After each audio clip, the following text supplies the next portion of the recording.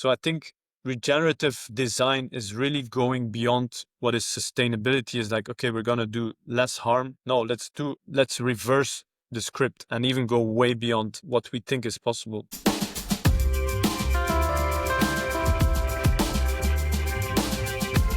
Welcome to the Sustainability Transformations podcast, where we explore bold ideas to drive positive change for people, community, and business. I'm so pleased we have Matthieu Mehuys, entrepreneur, regenerative business strategist, and author of 12 Universal Laws of Nature. And the core theme of what we get from this discussion is about from soil to strategy, nature-inspired business, and what we mean by regenerative growth.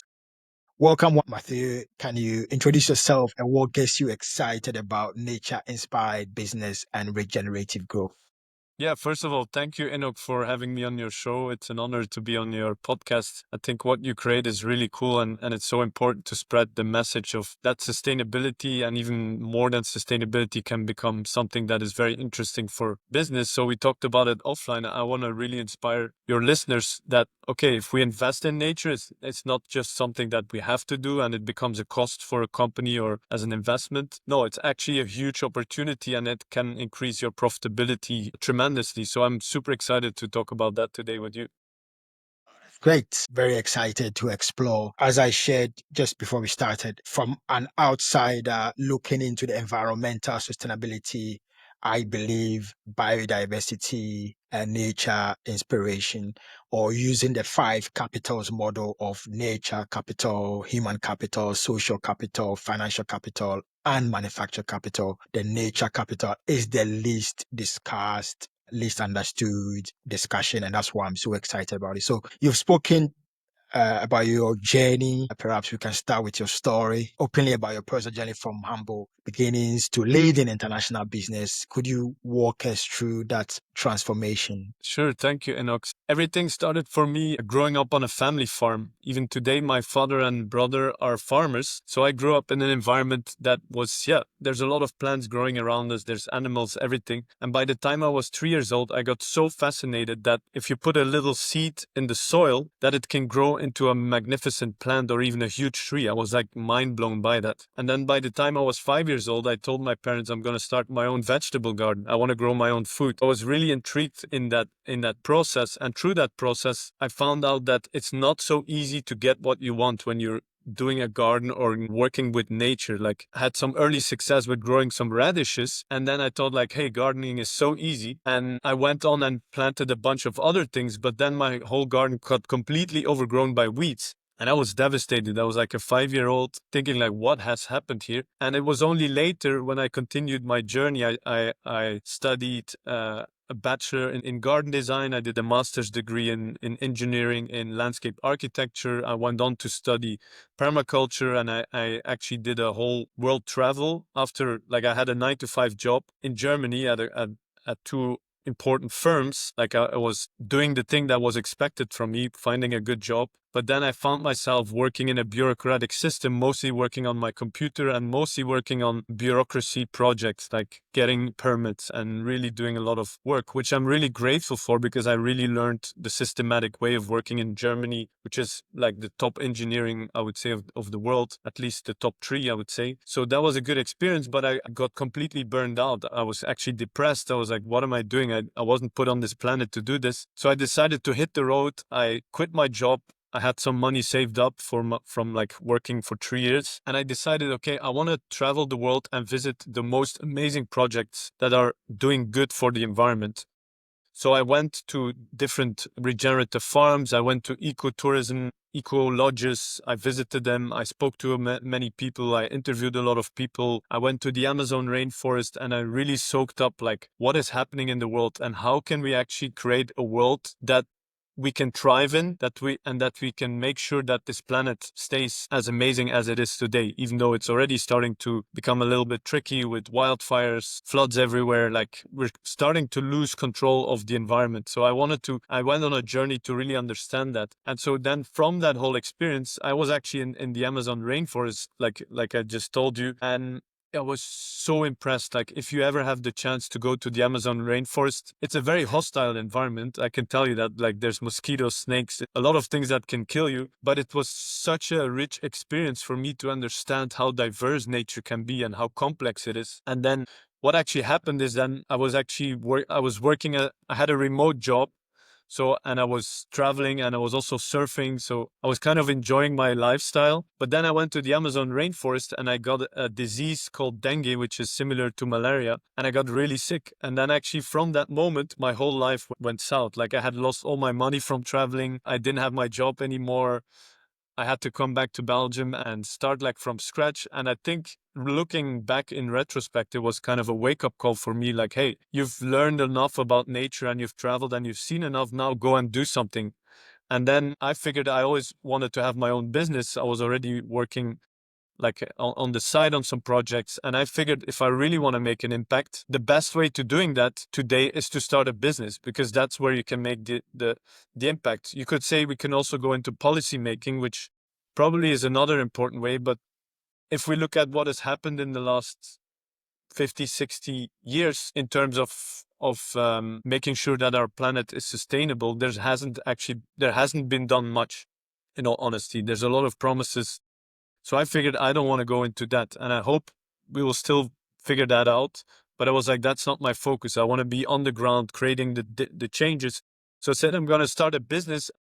As my initial skill was garden design, I said, okay, I'm going to take it on a challenge. I'm going to create and design gardens, public spaces, outdoor environments that are both beautiful and that are good for our environment, and that are just, as a person, it's amazing to spend time in. Because oftentimes what I saw is that people think like you either have a very beautiful garden and it's you have to like maintain it super much and it's very expensive to keep it like that, or you create the complete opposite, which is pure nature and it's chaos, it doesn't look beautiful, and there's nothing in between. So with my business, Palonia Landscape Architects, I really challenge myself and my clients to say, okay, how can we get the most out of your garden? Like, I usually have a conversation with them. What do you want?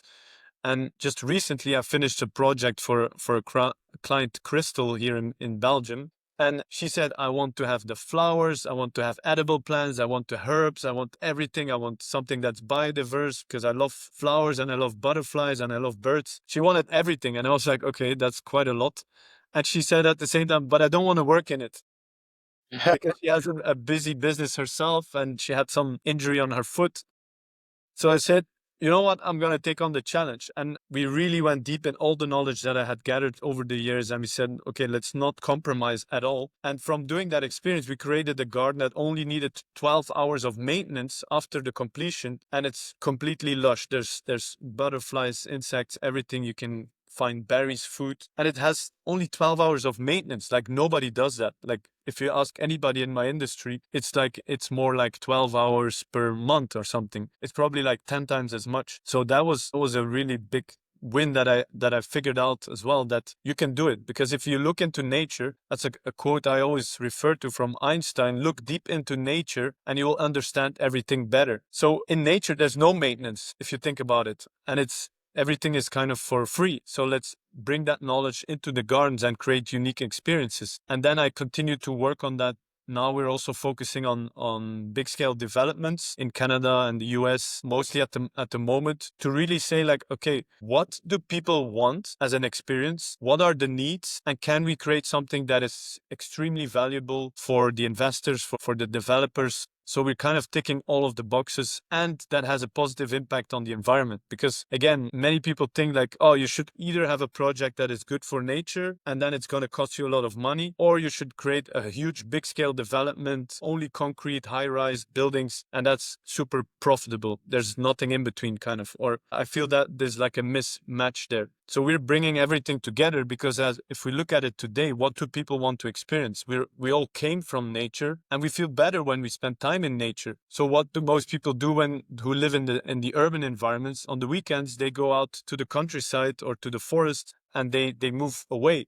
So why can't we bring that into a development project and have nature inside of it so that people don't even have to move as much and they can experience it on the area where they're living with their private gardens, semi-public spaces, all sorts of activities, and really bring back this notion, which is actually coming from what's called the blue zones of the planet. So the blue zones of the planets are areas where people are living well over 100 years old. And that's kind of what we all want, right? We want to be healthy, we want to live long, we want to be happy. And there's certain areas in the world where people are living over 100 years, they're super happy, they like die gracefully, they don't suffer or they don't have cancer. And there's a whole science behind it. Like, what are the elements that they have been doing in their life that created that beautiful lifestyle? One of the main aspects is gardening and being in nature and connecting with nature and spending time with your family in nature. So that's why this is like the key to bringing that into developments. And I can give you a couple more examples of how this is actually monetizable as well, because many people might be listening. Yeah, it sounds all good and like a nice idea or kind of utopia, but it's actually not. We can create it today. And I think in a market today that is also unstable and you like, what should we do with our developments? You have to stand out. You have to do something unique and different. So focusing on nature and investing in nature is really the key, in my opinion.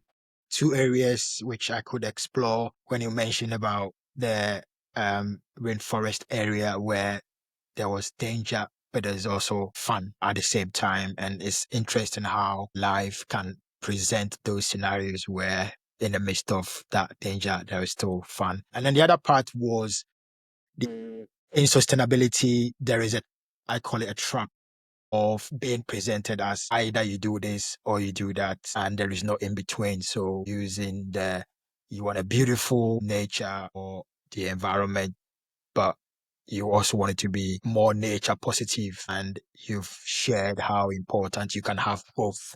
And I think that's where the old sustainability or previous ideas perhaps are lacking, where they are forcing business owners, individuals to choose between either it's beautiful or more nature positive. It's nice to know that you've actually done it, and it's part of your four initiatives.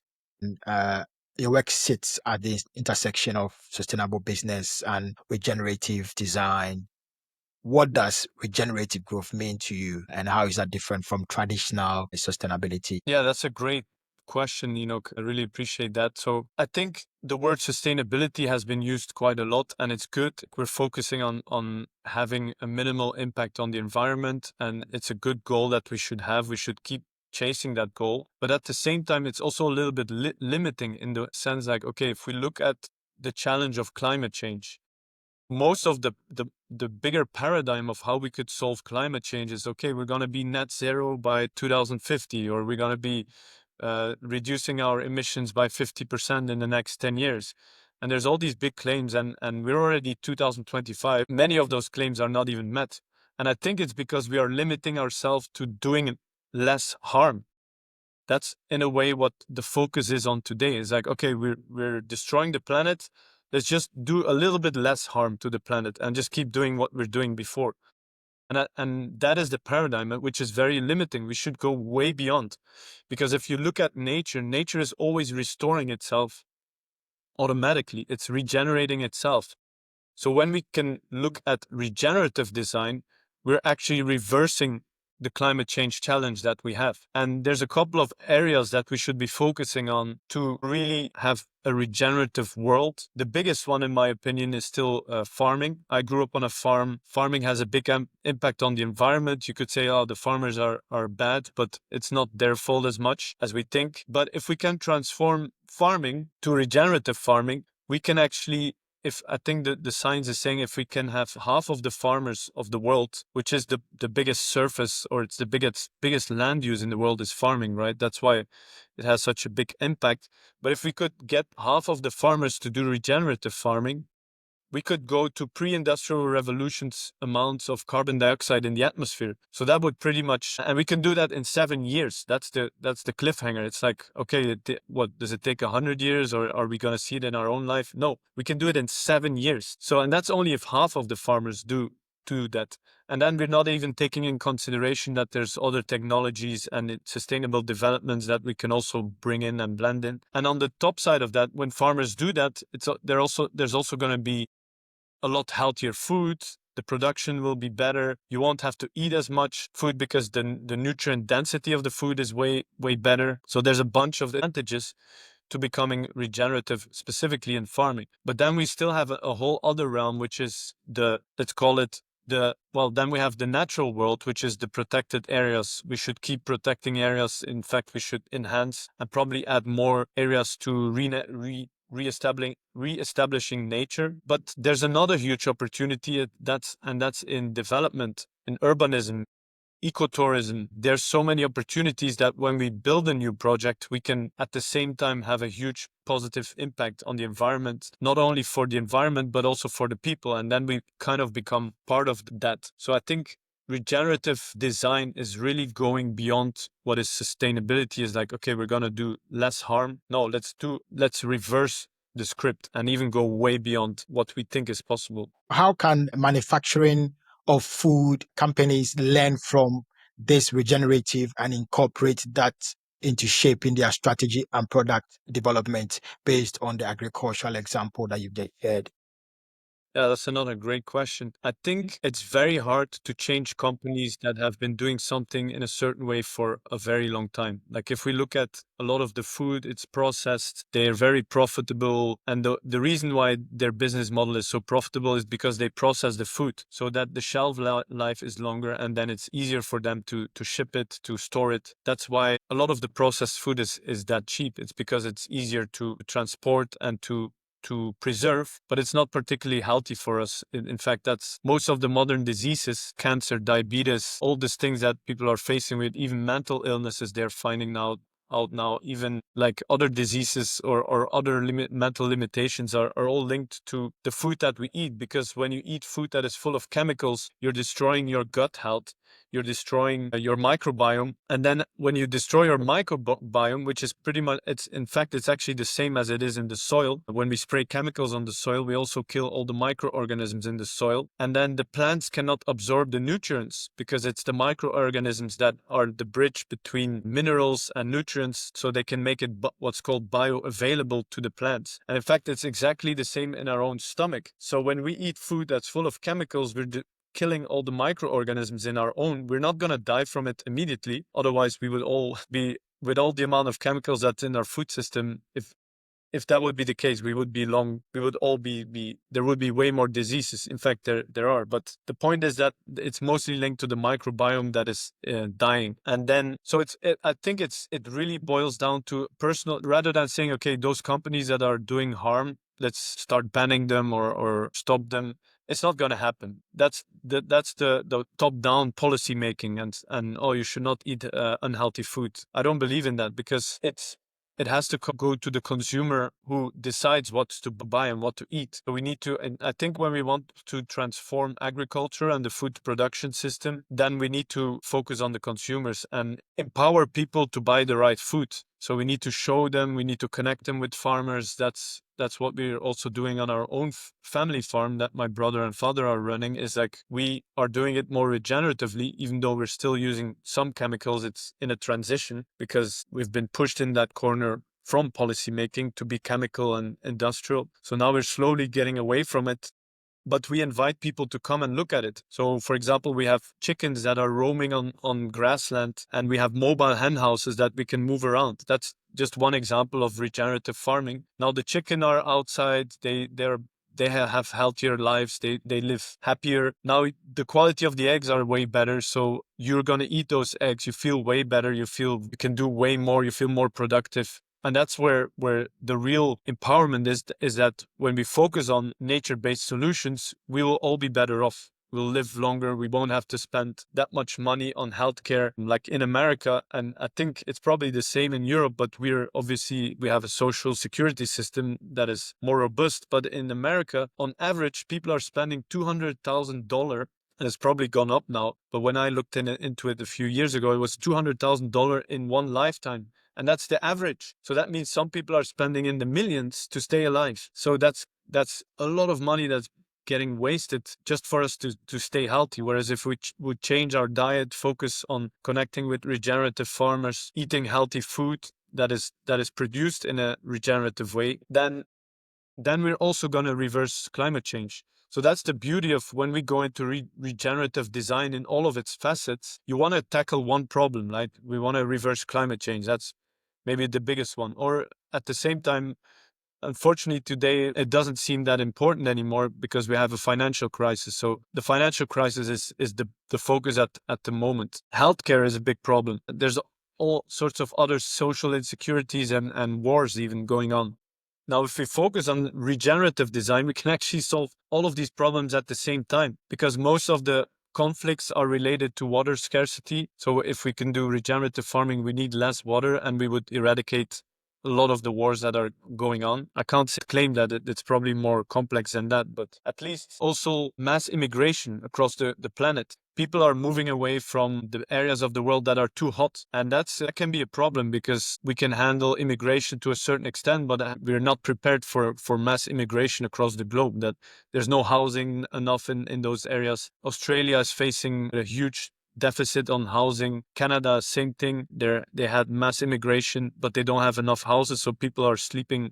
And Canada is a very cold country, right? So if we could reverse climate change, it's maybe a bold claim, but I think that 90% of all the problems that we are facing today can be solved with regenerative design. Even a financial crisis, if we focus on bringing more value that is driven by nature, our costs go down. Like I've seen properties they spent in the millions just to maintain their landscapes and make them look good, but they're using chemicals, they're spraying stuff, and it's a huge cost for their development. But if you do it the other way, it's actually, you can reduce the maintenance of properties by 90 to 95%. That's the example of the small garden that I said we can do that on a big scale as well. And it'll be super easy to maintain. And at the same time, it's way more beautiful. So the value of the properties will increase drastically as well. And just to finish this story, just to give one tangible example, because I feel like there's a lot of big talking, but let's bring it back to one tangible example. They did some research, again, it was in the US, that they had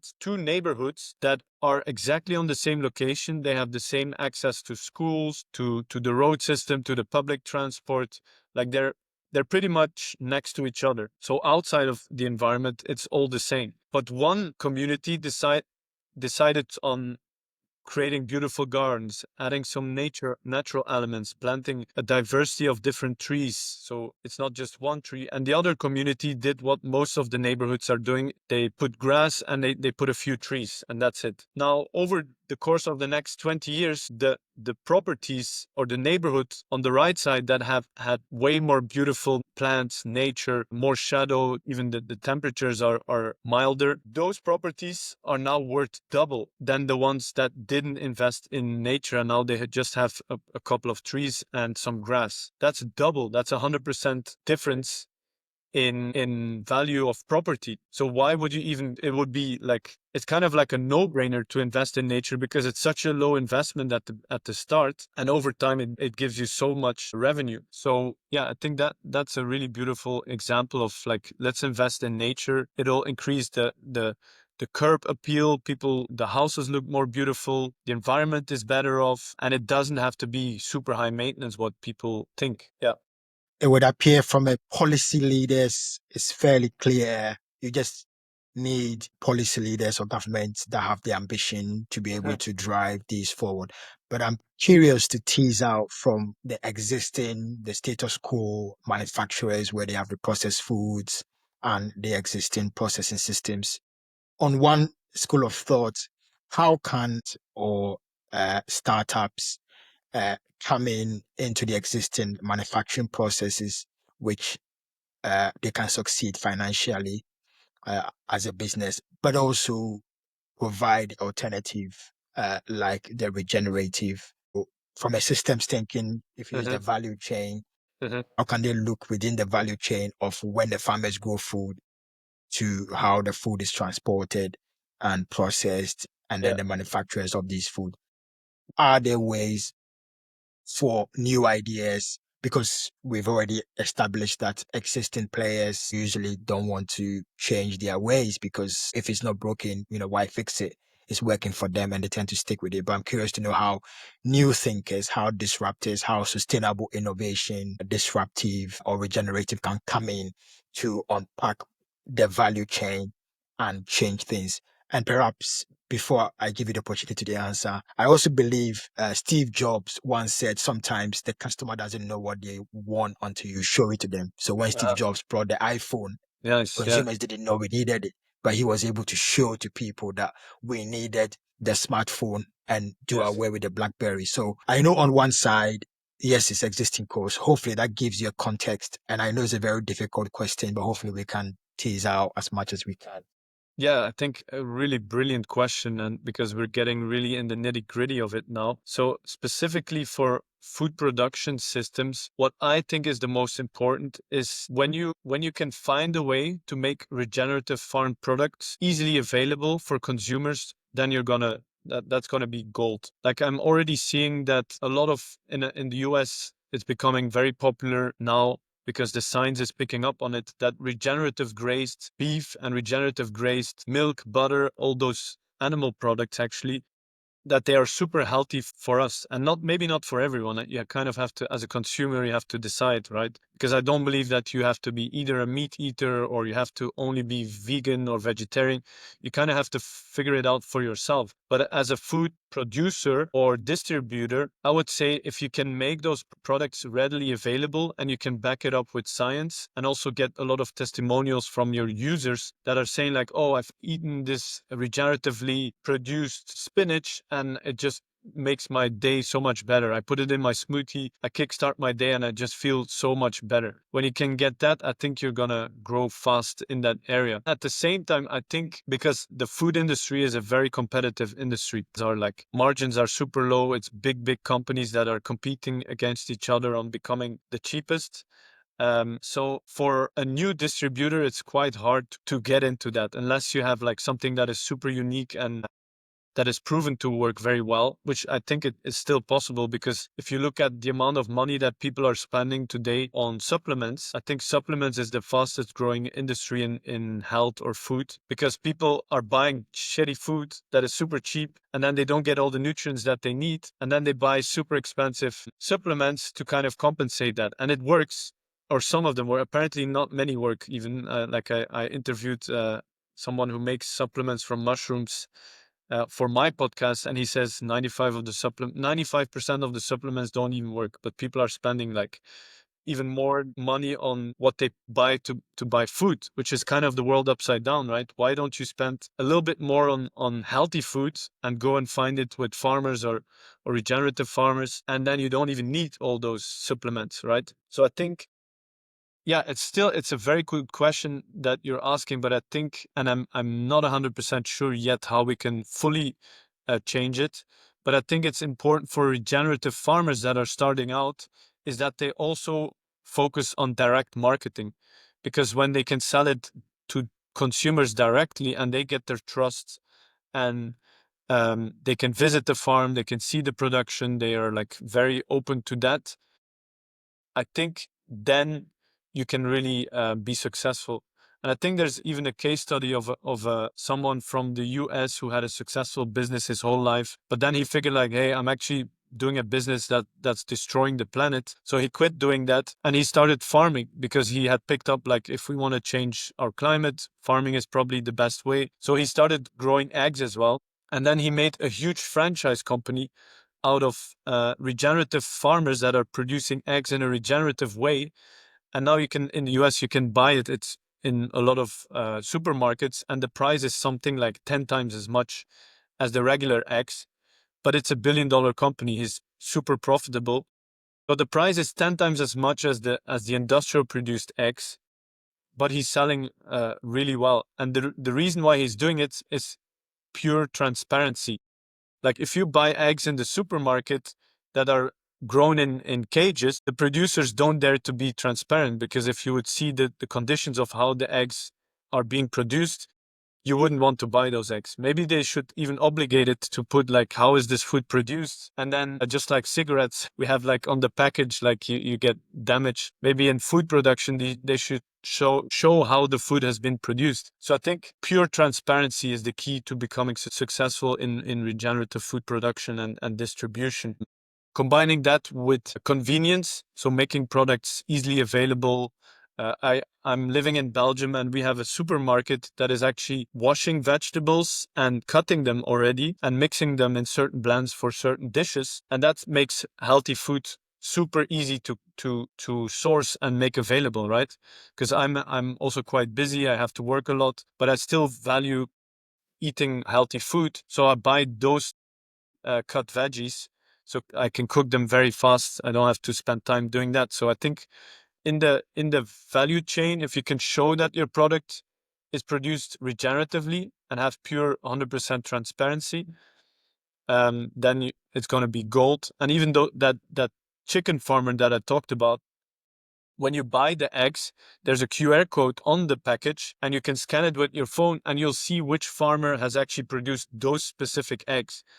So there's a bit of, that's where technology comes in handy as well, that you can show, oh, this is a small video, oh, this is the farmer Joe, he has, even his kids are, you're supporting their livelihood, they're doing it regeneratively, it's good for the environment. That's kind of like what people want, right? We want to know what are we buying, and that creates trust. I think those are some of the key nuggets that I find so far. There's probably way more opportunities related to that. You've touched on some critical parts of ease, convenience, time, which are core parts for sustainable and regenerative businesses to succeed. So, a final segment, your book, 12 Universal Laws of Nature, explores how land and life are deeply interconnected. What are one or two laws that business leaders should start applying today? That's a really good question. No, nobody's ever asked me that. So specifically for business. So I think so there's 12 laws of nature. The law of correspondence. It's a universal law, right? So it's kind of applicable to anything in life. And the law of correspondence is in nature is like when you do a certain thing, it will have a ripple effect on something else. There's a saying that says like the whim of a butterfly in London can create a hurricane in Florida. There's this ripple effect of things. So I think as a business owner, even if you can make just a tiny small adjustment or improvement to your business that helps your customers, that has a positive impact on the environment, that can create a ripple effect and that can make you completely way more competitive than all your other competition. So I think it's the key to doing that extra thing. Like one of my mentors says, there's no traffic on the extra mile. And I love that quote so much. There's no traffic on the extra mile. So if you're in a business and you're doing what you love and you're so passionate about it, do exactly that, but go a little bit further. Like do something unexpected for your customers that nobody else is doing. Do something, or even if you're in a business that doesn't have a direct impact on the environment, maybe say like with every software package you buy from us, we'll plant a tree in our own country or wherever, or do something in that sense by giving back. I think that really makes the difference, and consumers are demanding it. They can really connect to those purposes. What is your final parting message to them, please? Yeah, I think knowledge is power, right? That's another quote. So I think it's good to study a little bit. Like I even have a course, the regenerative design course, where I teach people like in the ins and outs of what we've already touched upon today, so you can really understand in a short amount of time what it's really about. Because it took me pretty much my whole life to understand how nature works, and I've also synthesized it in my book, but it needs some more explanation to really understand it. And once you understand it, it kind of clicks in your head. And then you can go out in business and use that power and that knowledge to apply it in your business. So knowledge is power. Study regenerative design, regenerative agriculture. I would say like regenerative agriculture is gaining a lot of momentum now. Regenerative design and applying it in other fields of our life is still very early stage. So if you want to know more about it, please reach out and we'll see if there's something we can do together. That's, I think, knowledge. Again, knowledge is power, but what is, somebody else told me, no, knowledge is not power. The only thing that is power is knowledge plus taking action, because so many people get stuck into policy making, or we should change this, and they talk about it and we, no. And before we know, another year has passed and nothing has changed. So we have to, with all the experience and knowledge that we have today, even if it's not enough yet, we have to start doing things. We have to make the change, start that business that you've always dreamed of, do something that has a positive impact to your customers, to the environment, and you'll see you can become really, really profitable. A huge thank you to Matthieu Mehuys for sharing these incredible insights. In fact, blessing us with your time. We've learned a lot from the sustainability, able to go more with the regenerative, the nature-based aspect, those key business value chain, how entrants or startups or business leaders can explore. So finally, if listeners or those who are watching want to find more about your work, where can they find you? So yeah, I'm on most social media platforms. Like on Instagram, I'm mostly focusing on regenerative gardening. Then that's similar on TikTok. On LinkedIn, it's more about business development and farming. So that's where you can find me. You can always send me an email, or in my LinkedIn profile, you can actually find my Calendly link as well. Or we can put the Calendly link. I'll send you that link as well. Listening or watching, looking at the description and those links, you find them easily Yes. accessible. So Oh, and you can also find thanks. my book on Amazon, 12 Universal Laws of Nature.